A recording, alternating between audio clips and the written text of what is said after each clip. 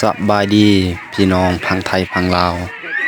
มื้อนี้แม่นงานดองเนาะพี่น้องเนาะเขากะเกียมเฮ็ดดองเนาะพี่น้องอยู่บ้านนาโพเล็กเนาะพี่น้องเนาะเขาจัดงานดองเนาะแบบพิธี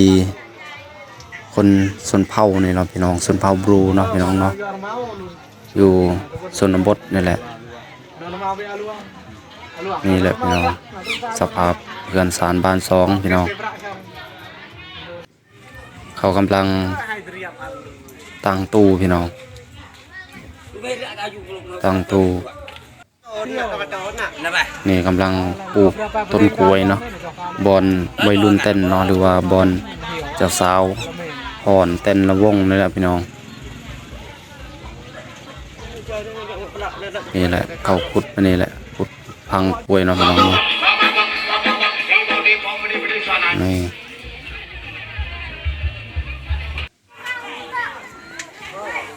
ประดับประดาเนาะพี่น้องเนาะให้มันงามเนาะอยู่บ้านนอกกะยาเนาะพี่น้องเนาะประดับประดาให้มันงามอันนี้ก็เจ้าภาพเนาะพี่น้องสองผัวเมียเนี่ยเนาะอันนี้ก็ทางเคยพี่น้องทางเคยกำลังมาเนาะ